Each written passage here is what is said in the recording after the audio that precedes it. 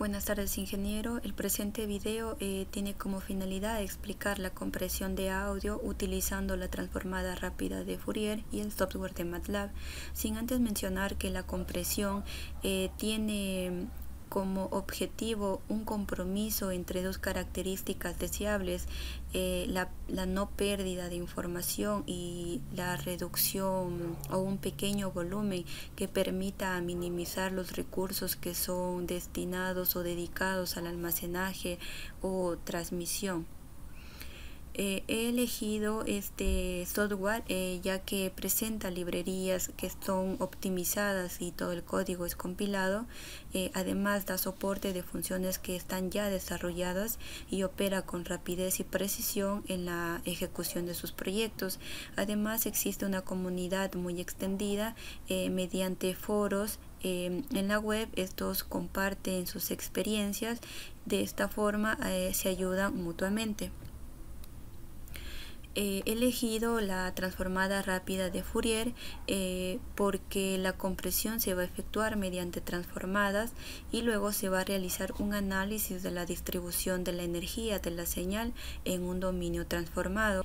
También tenía planeado explicar cómo se realiza la compresión de texto utilizando la codificación de Hullman, y pues básicamente la codificación de Hullman va a funcionar mediante asignaciones de códigos de distinta longitud de bits a cada uno de los caracteres que tenga el archivo. Aquí si se asignan a los caracteres con mayor frecuencia códigos más cortos, se va a comprimir.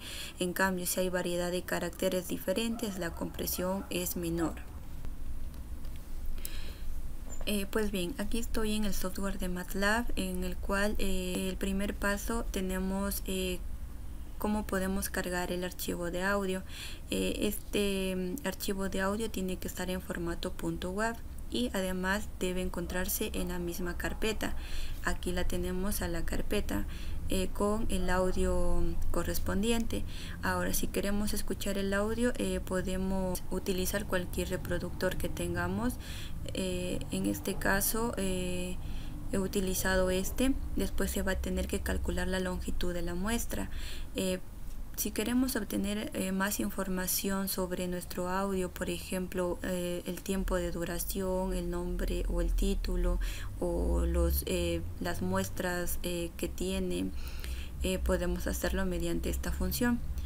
Luego aplicamos lo que es la transformada de Fourier, ya que realiza el análisis de frecuencia y el espectro de potencia de las señales en el dominio del tiempo. Aquí la tenemos. Pues tenemos que desplazar lo que son los componentes de frecuencia 0 al centro de la matriz y después determinamos un rango de frecuencia. Podemos graficar esto para poder diferenciar tanto la señal de audio original como nuestra señal de audio después de la compresión.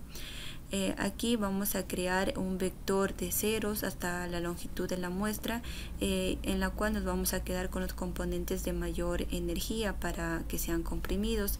En este proceso de compresión tenemos tanto para el 60, 70, 80, 90, 95 el porcentaje que nosotros deseemos, y simplemente bastaría con descomentar y aplicar la línea de código.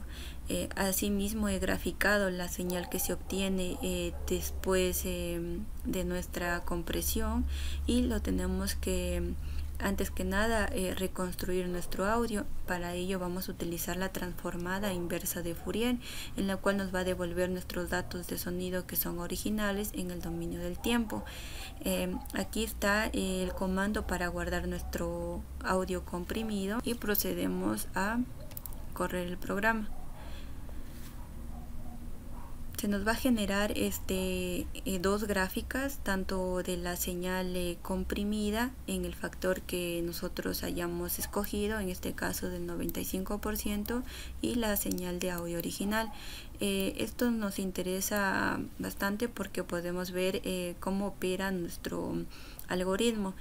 Básicamente se queda con las componentes de alta frecuencia y va a eliminar lo que son las frecuencias de 0 por 0 o las que tengan menor energía.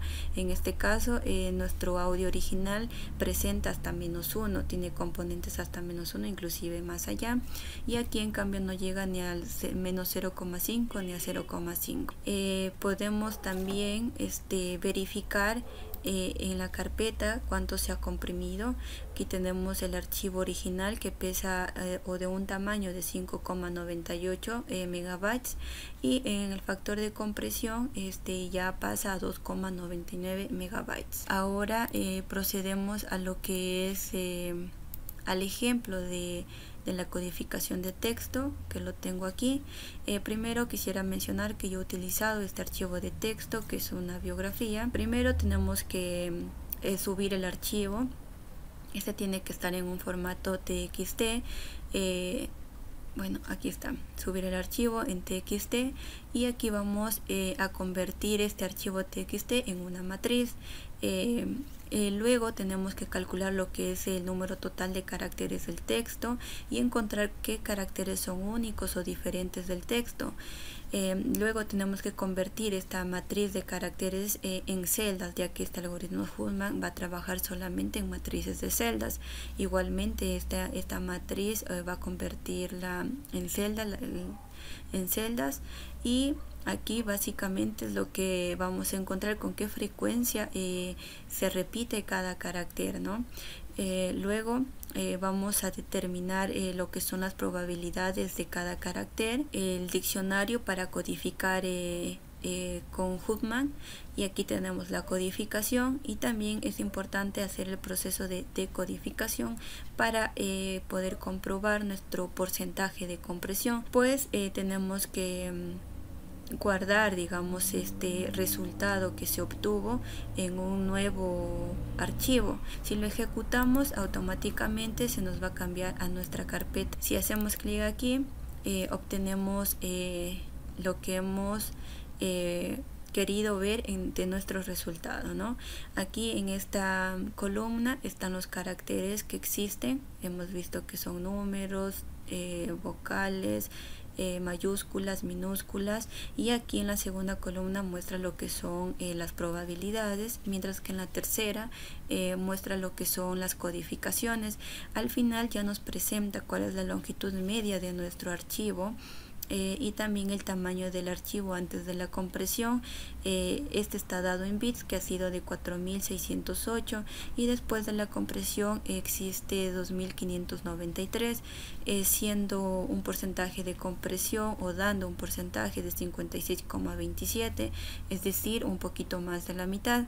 Para concluir con esta presentación, podemos decir que ambos algoritmos funcionan de diferente manera. Como hemos visto, el primer ejemplo utilizando la transformada rápida de Fourier, básicamente va a trabajar con transformadas, y la cual va a segmentar nuestro audio.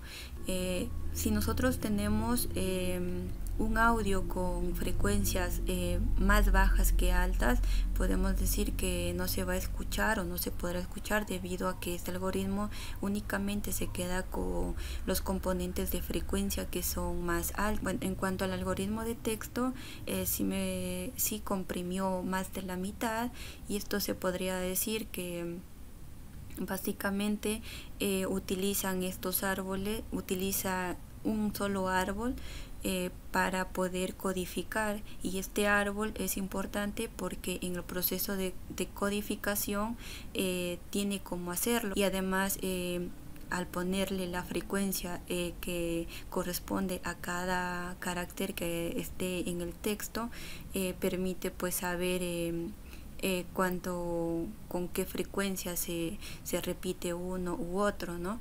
De esta manera pues podemos decir que los dos algoritmos funcionaron correctamente. Muchas gracias.